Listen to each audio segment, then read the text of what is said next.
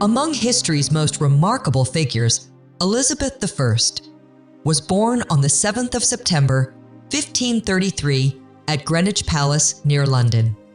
She was the daughter of King Henry VIII and Anne Boleyn, his second wife.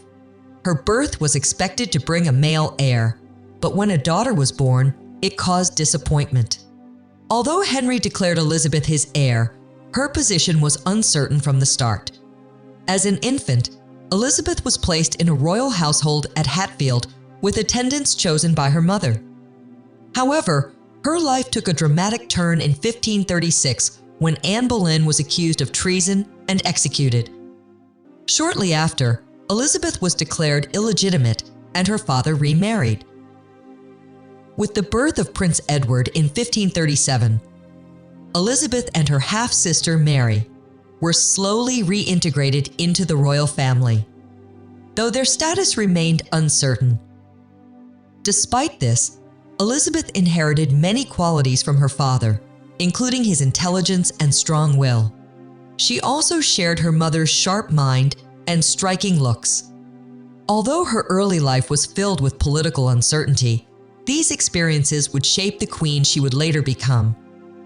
Elizabeth I's early years were shaped by political struggles and uncertainty.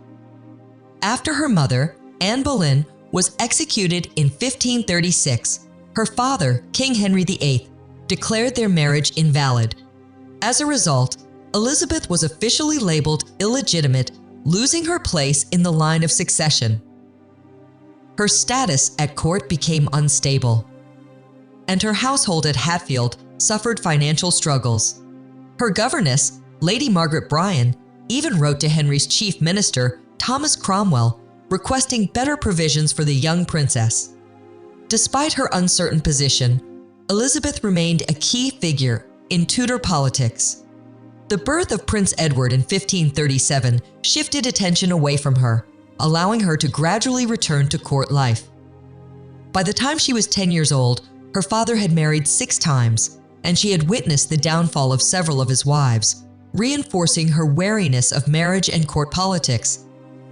Although Henry later reinstated Elizabeth into the line of succession, her legitimacy remained a contested issue.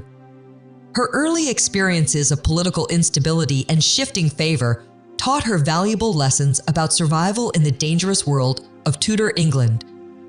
Elizabeth I received one of the finest educations of her time.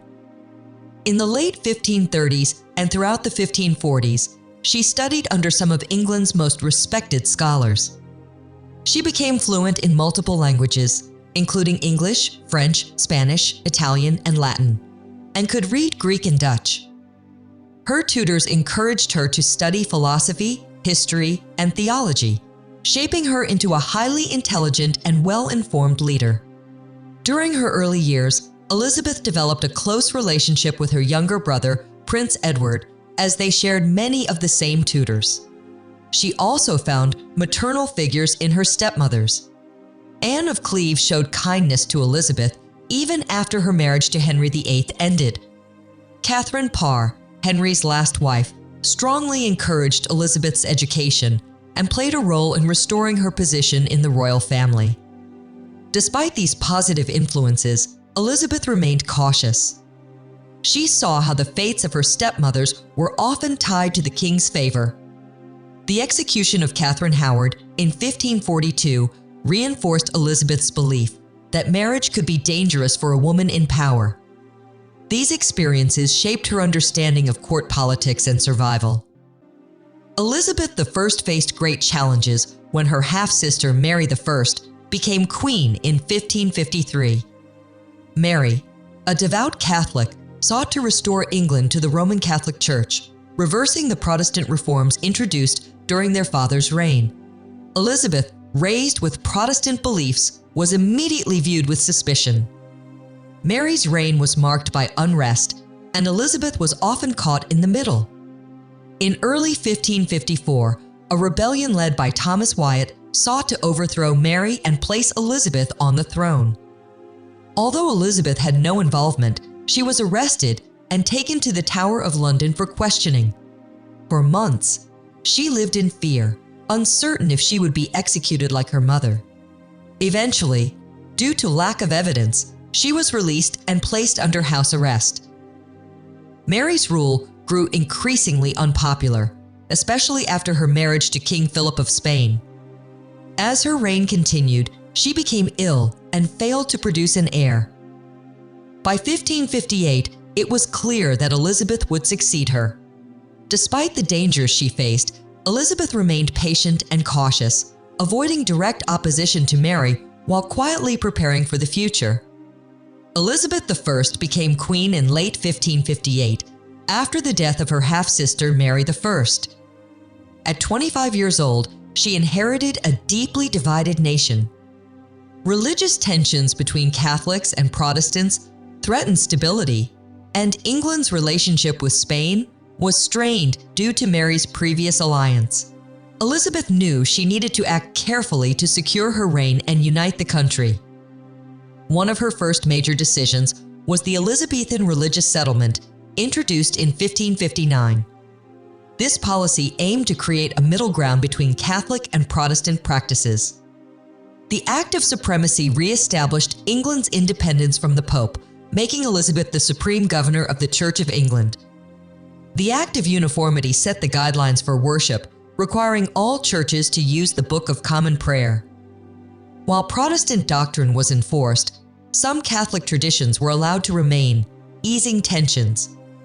Elizabeth's careful approach helped prevent large-scale religious conflict. Though some Catholics and extreme Protestants remained dissatisfied, her settlement provided stability. Her ability to balance religious policies and avoid the bloodshed seen in other European nations set the foundation for her long and successful reign. During Elizabeth I's reign, England faced significant military challenges, particularly against Spain.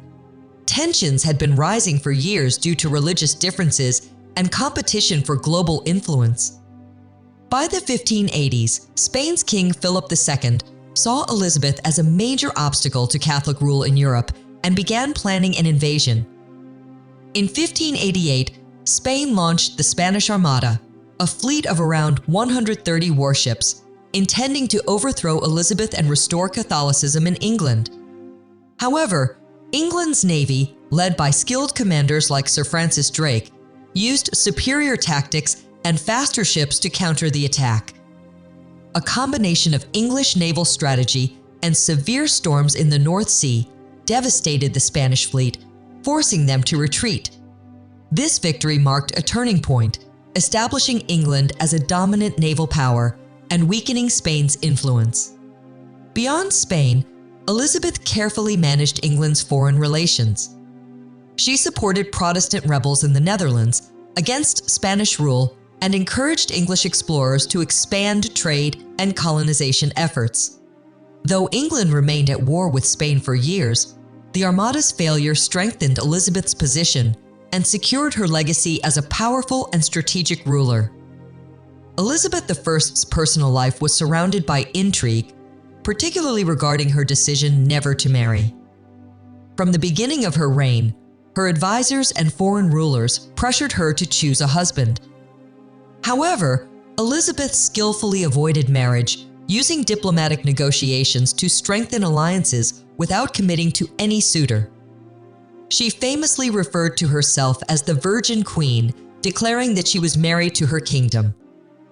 One of the most notable figures in her court was Robert Dudley, a close friend and rumored favorite. Their relationship sparked speculation, especially after the mysterious death of Dudley's wife in 1560. Despite the gossip, Elizabeth never remarried, fearing that marriage would weaken her authority and lead to political instability. Beyond court intrigues, her reign became known as the Elizabethan Age, a period of cultural and artistic growth. Writers such as William Shakespeare and Christopher Marlowe thrived, while explorers like Sir Walter Raleigh and Sir Francis Drake expanded England's influence across the world. The Queen's ability to maintain a strong and independent rule during this time solidified her reputation as one of England's most iconic monarchs. As Elizabeth I grew older, challenges increased both at home and abroad. By the 1590s, England's economy struggled due to the prolonged war with Spain, and political factions at court vied for influence. Many of her trusted advisors, including William Cecil and Francis Walsingham, passed away, leaving her surrounded by a younger generation of courtiers who did not always share her vision. One of the most painful betrayals came in 1599 when her former favorite Robert Devereux, the Earl of Essex, led a failed rebellion against her government. Elizabeth was forced to order his execution in 1561, a decision that deeply affected her. As her health declined, her ministers prepared for the transition of power. Without naming an heir, she accepted that James VI of Scotland, son of Mary I of Scotland, would succeed her. She passed away in 1603, bringing an end to the Tudor dynasty. Elizabeth's reign transformed England, establishing it as a global power and cultural leader. What do you think about her legacy? Was she England's greatest queen? Let us know in the comments. Don't forget to like, share, and subscribe for more historical content. Thank you very much for watching.